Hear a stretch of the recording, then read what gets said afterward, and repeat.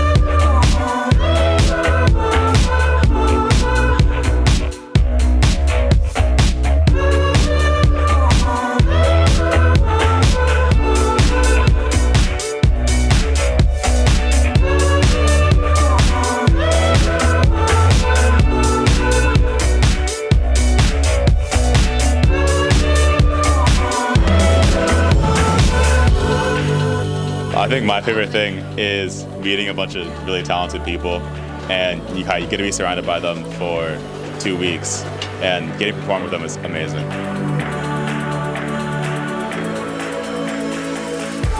My favorite part was trying new things in different classes that maybe I wouldn't normally do on a regular basis, and also just like getting outside of my comfort zone kind of in that way and expanding my